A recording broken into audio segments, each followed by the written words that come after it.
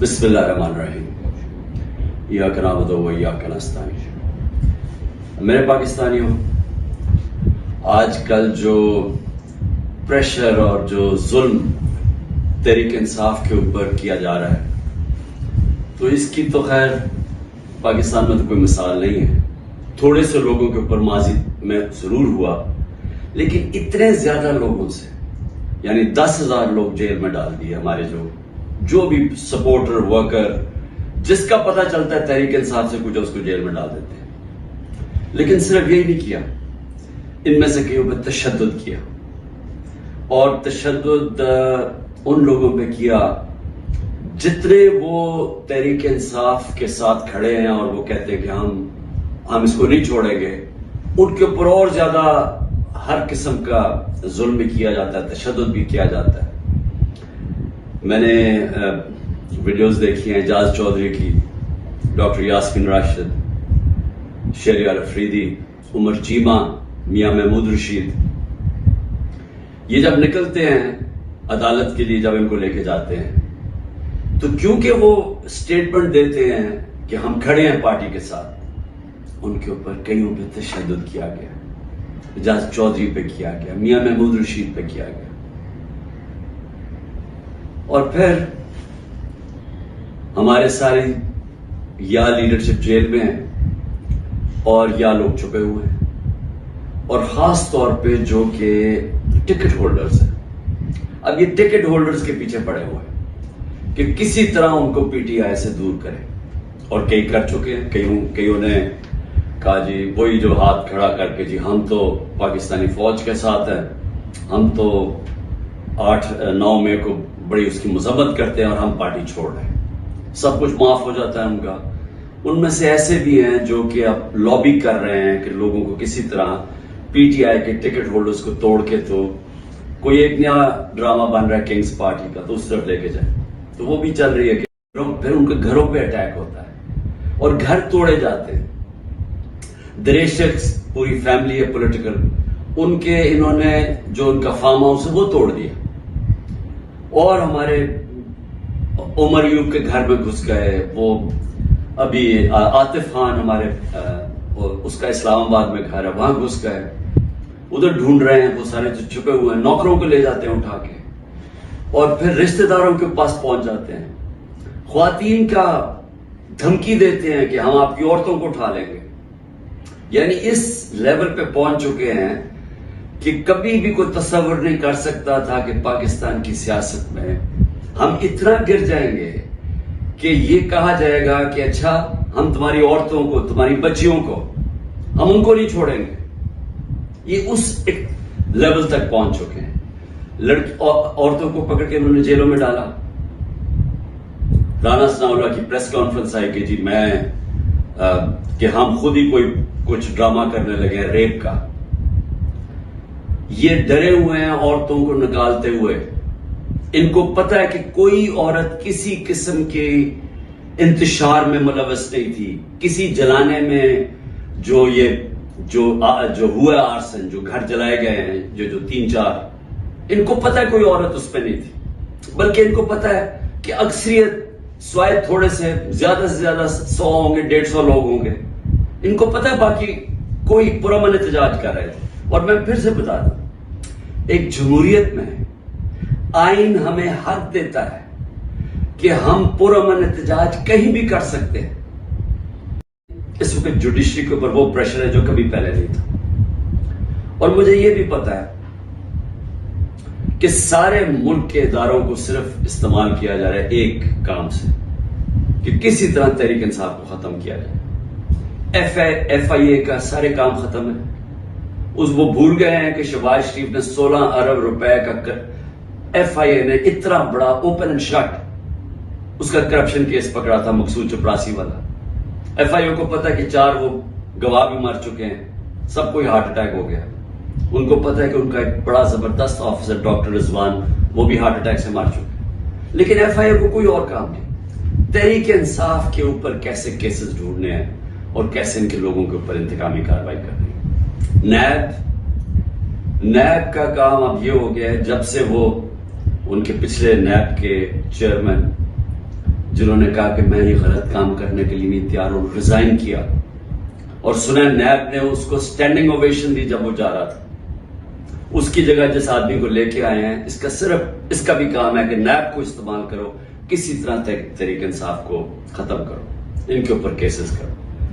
Police, یہ پہلی دفعہ ہوا ہے کہ میں نے اپنے جو ہمیں خبریں آئی ہیں جیلوں سے بھی، ہمارے جو لوگ جن کا واسطہ پڑا پولیس سے، یہ پہلی دفعہ میں نے سنا ہے کہ انہوں نے یہ کہا کہ اکثریت پولیس بالکل خوش نہیں ہے جو ان سے کروایا جا رہا ہے.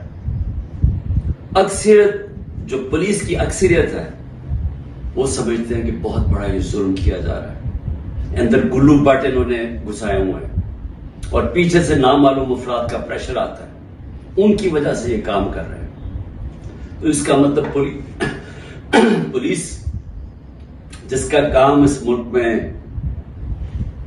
مجرموں کے پیچھے جانا، وہ سب کچھ بھول چکے ہیں. ان کا صرف 1 پوائنٹ ایجنڈا ہے، نیچے تھانے لیول کے اوپر کوئی تحریک انصاف کا ملے، نچلے لیول پہ آپ اگر وہ کوئی کسی کی سمپتھی بھی ہے تحریک انصاف سے، ان کو کسی طرح ہٹایا جائے. آپ کے سامنے بیٹھا ہوں، اگر کسی کو سب سے زیادہ خطرہ ہے وہ مجھے خطرہ ہے، جان کو تو میری خطرہ ہے. انہوں نے یہ کیا، دو میرے اوپر اٹیک، قتل کرنے کے واردات ہو چکی ہیں. مجھے پوری طرح پتا ہے کہ ایک دفعہ یہ اور کریں گے، کیونکہ ان کو ڈر یہ ہے کہ جیل میں بھی عمران خان بڑا مشکل رہے گا ان کے لیے، تو ایک اور حملہ ہوگا. میں تیار ہوں. انہوں نے میری جو کرنل عاصم میری سیکیورٹی کے ہیڈ تھے اس کو اغوا کر لیا، وہ غائب ہو گیا. جس نے میری سیکیورٹی کا دھیان رکھ رہے تھے وہ 3-4 دن سے وہ غائب ہے، اس کو بھی اٹھا لیا. جو گاڑیاں تھی میری سیکیورٹی کی، وہ گاڑیوں کو انہوں نے اندر امپاؤنڈ کر دیا، اور ان سے پوچھے عدالت تو کہتی جو ہمیں پتہ ہی نہیں کدھر گئی. تو سب سے زیادہ تو خطرہ مجھے ہے. کیا آپ کو لگ رہا ہے کہ میں پیچھے ہٹوں گا؟ میں کیوں نہیں پیچھے ہٹوں گا؟ کیونکہ میرے سامنے 2 راستے ہیں. ایک ہے یہ خوف کی فضا بنا کے ہمیں غلام بنا رہے ہیں، صرف مقصد یہ ہے کہ ہم بھیڑ بکریوں کی طرح یہ طاقت کی حکمرانی مان لیں. یہ سب نے کیا ہے. یہ فرعون یہ کرتا تھا، خوف اتنا پھیلا کے لوگوں کو غلام بنایا ہوا تھا. یہ یزید نے کیا تھا، کوفہ کے لوگوں کے اوپر اتنا اس کا خوف تھا اس کے ظلم کا کہ انہوں نے حضرت امام حسین کی مدد نہیں کی. اسلام کا سب سے بڑا جو تکلیف تھے ہر مسلمان کے لیے وہ واقعہ ثانیہ ہونے دیا. ہر دنیا کی تاریخ کا یزید یا ڈکٹیٹر وہ ہمیشہ خوف کے ذریعے لوگوں کو کنٹرول کرتا ہے، انسانوں کو کنٹرول کرتا ہے. اور دوسرا راستہ، ایک تو یہ راستہ ہے کہ میں بھی خوف زدہ ہو جاؤں اور میں ان کے ساتھ میں مان جاؤں، جی ٹھیک ہے سر، یہ جو آپ چاہتے ہیں، ہم آپ کے غلام ہیں. میں نے تو کبھی کسی کو غلامی کی نہیں ہے. میں تو لا الہ الا اللہ میں ماننے والا آدمی ہوں جس نے مجھے آزاد کیا ہوا ہے. میں تو ایک آزاد انسان ہوں. میرے لیے تو غلامی سے بہتر پتہ نہیں کدھر پوسٹڈ ہیں، پائی جی تھے. ایک دفعہ کہو کہ میں نے کبھی کسی کے خلاف انتقامی کارروائی کا کہا. ہمارے سارے 95% کیسز پرانے تھے. یہ بولتے ہیں نون لیگ والے کہ جی اب ہم نے بھی بڑا سفر کیا ہے، اب آپ کریں. آپ کے 95% آپ کے اپنے دور میں بنائے گئے تھے کیسز. اسحاق ڈار آپ کے دور میں بھاگا تھا، نواز شریف کے بیٹے آپ کے دور میں بھاگے تھے. نواز شریف کی کنوکشن پینما میں آپ کے دور میں ہوئی تھی، مریم کی اور نواز شریف کی. تو یہ ہمیں نہ کہیں، یہ سارے کیسز پرانے آ رہے تھے. آپ میرے سے این آر او مانگ رہے تھے، آپ میرے سے یہ کہہ رہے تھے کہ ہم نے چوری کیا، ہم کوئی خاص مخلوق کے الگ، ہمیں معاف کر دیں. ہم نے صرف ہمارے دور میں شہباز شریف کے کیس بنا تھا، مقصود چپڑاسی والا 16 ارب اور 8 ارب جو اس نے منی لانڈرنگ کی تھی کہ باہر سے پاپڑ والا اور ان کے نام پہ اور چینی والا کے نام پہ انہوں نے فراڈنٹ پیسے بلوائے تھے. اس کے علاوہ ہمارے کوئی کیس نہیں تھے. ہم آن گوئنگ کیسز تھے اور ہم نے کبھی کسی سے ظلم نہیں کیا. ہم نے کبھی عورتوں کو نہیں اٹھایا. ہم نے کبھی گھروں کے اندر نہیں گھس کے دروازے توڑ کے اور ساری گھر تباہ کیا. ہم نے کبھی لوگوں کو، کارکنوں کو اس طرح کے جیلوں میں نہیں ڈالا، کسی پر تشدد نہیں کیا. پوچھیں کسی سے، ایک آدمی بتایا کہ ہم نے تشدد کیا. مریم نے جا کے اٹیک کر دیا نیب آفس کو، پتھر مارے انہوں نے. بتائیں کتنے لوگوں کو اپنی اینٹی ٹیررزم کورٹ پہ پڑھا. یہ کیا کیا مریم کے اوپر کوئی کیس ہوئے؟ تو یہ ہمیں نہ کہو کہ جناب آپ کے اوپر یہ گزری. یہ کبھی کسی پارٹی کی تاریخ میں پاکستان میں نہیں گزری. یہ پارٹی کو کبھی ختم کرنے کی کوشش ہے، جو پوری طرح سارے اسٹیٹ کے ادارے لگے ہوئے ہیں اس پارٹی. یہ ہے ایک طرف ہے ان کی انسانوں کی غلامی، یہ جو ظلم کے ذریعے کر رہے ہیں، اور دوسری طرف ہے انسانوں کی آزادی اور ایک عروج اور پرواز اوپر. اور وہ پاکستان جو بننا چاہیے تھا، جو چھوٹے سے قبضہ گروپ نے ہمارا ملک نہیں بننے دیا.